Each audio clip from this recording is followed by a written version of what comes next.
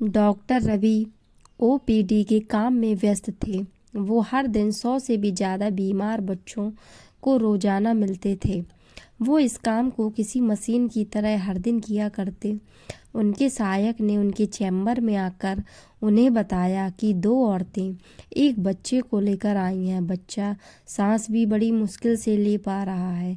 आप कहें तो उन्हें अंदर भेजूं? डॉक्टर ने हाँ में सिर हिलाया। एक बूढ़ी औरत और एक जवान औरत डॉक्टर की चैम्बर में आई। बूढ़ी औरत ने अपने हाथों में एक 1.5 साल का बच्चा पकड़ रखा था। दोनों के मटमैले कपड़े और शारीरिक हालात देखकर डॉक्टर ने उनकी आर्थिक स्थिति को समझ लिया। डॉक्टर ने इशारे से दोनों को अपने टेबल के पास वाली कुर्सियों पर बैठने को कहा। डॉक्टर ने पूछा, बताइए माँ जी, क्या हुआ है बच्चे को?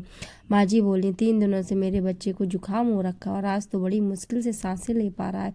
साहब देखिए, जरा बड़ी तकलीफ में है मेरा लाल। डॉक्टर ने बच्चे पर ढके मैले कपड़े के टुकड़े को हटाकर देखा तो एक कुपोषण के कारण बहुत ही कमजोर, बिल्कुल हड्ड पिंजर सा छोटा बच्चा। डॉक्टर को देखा, बच्चे की आधी आंखें खुली थी, हाथ और पैर के नाखून भी सफेद पड़ चुके थे। फेफड़ों में तरल पदार्थ बनने की वजह से सांस लेने में तकलीफ हो रही थी। डॉक्टर ने माँ जी से कहा, देखिए माँ जी, बच्चे की हालत बहुत गंभीर है। उसे तुरंत शहर के बड़े सरकारी अस्पताल में दाखिल करवाना पड़ेगा। हो सकता है वहाँ पर उसे श्वास की मशीन की ज़रूरत पड़े। वह मेरे पास नहीं है, लेकिन उस अस्पताल में है। आप इसे तुरंत वहाँ ले जाइए। माँ जी ने थोड़ा हिचकिचाते हुए कहा, हमें तो लगता है कि हम दवाई लेंगे और घर वापस लौट जाएंगे, इसलिए हम पे सिर्फ 300 रुपये हैं, जिसमें 80 तो भाड़ा में ही खर्च हो गए। अब कैसे? डॉक्टर ने पहले ही उनको देखकर अंदाज़ा लगा लिया था कि उनकी समस्या क्या हो सकती है। आप चिंता मत कीजिए माँ जी, जहाँ मैं आपको भेज रहा हूँ वहाँ सरकारी दवाखाना और वहाँ पर गरीब लोगों का अच्छे से इलाज किया जाता है। आप ज़्यादा मत सोचिए और यह लीजिए, आप तुरंत जितनी जल्दी हो सके उस दवाखाने पहुँचिए। डॉक्टर ने अपनी जेब से 500 रुपये निकाल कर माँ जी की तरफ बढ़ाते हुए कहा। माँ जी ने डॉक्टर से पैसे लेने से मना कर दिया। उन्होंने कहा, मैं आपसे यह पैसे नहीं ले सकती, उल्टा मुझे आपको पैसे देने चाहिए। आप फिक्र मत कीजिए, हम अभी बस स्टेशन पर जाते हैं, वहाँ पर किसी से संदेशा भिजवाते हैं, इसके बच्चे का बाप कुछ ना कुछ करके पैसों का इंतजाम कर लेगा। डॉक्टर को माँ जी का ऐसा व्यवहार देखकर काफ़ी अचरज हुआ, क्योंकि उन्होंने कई ऐसे लोगों को देखा था जो किसी भी बहाने से पैसे छीनने को तैयार रहते हैं। और एक गांव की गरीब माँ जी, जिन्हें इन पैसों की सख्त ज़रूरत है, फिर भी पैसे लेने से मना कर रही हैं। देखिए माँ जी, समझने की कोशिश कीजिए, बच्चे की हालत बहुत गंभीर है। आप बस स्टॉप तक जाएंगी, संदेशा भिजवाएंगी, बच्चे का बाप कहीं से पैसों का इंतजाम करेगा, इसमें काफ़ी देर हो जाएगी और आपका बच्चा इस स्थिति में नहीं है कि ज़्यादा देर बर्दाश्त कर सके। आप अभी कुछ दवाई इंजेक्शन मंगवाए जाएं, तब आपको इन पैसों की ज़रूरत पड़ सकती है। आप ज़्यादा सोचने में समय ना गंवाइए, और भी पैसों की ज़रूरत पड़े तो हिचकिचाइएगा नहीं, मेरे पास आ जाइए। डॉक्टर ने कहा। दोनों ही औरतें पैसा लेना नहीं चाहती, लेकिन उनकी मजबूरी थी या फिर बच्चे की बिगड़ती हालत। उन्होंने बेमन से पैसे लिए और अस्पताल की ओर रवाना हो गए।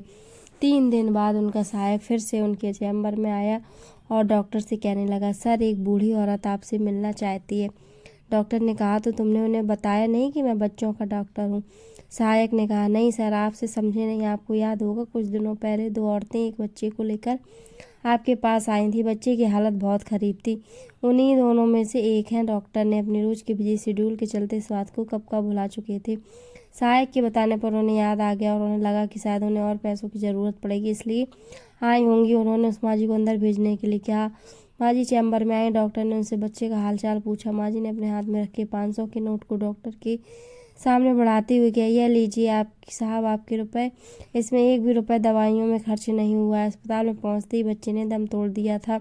हम तो लाश को लेकर घर चले गए, आज अंतिम संस्कार हो गया है, आपका पैसा लौटाने आई हूँ। बूढ़ी माँ की बात सुनकर डॉक्टर अचंभित रह गए। वो सोचने लगे, क्या इस युग में भी अभी भी जिंदा हैं?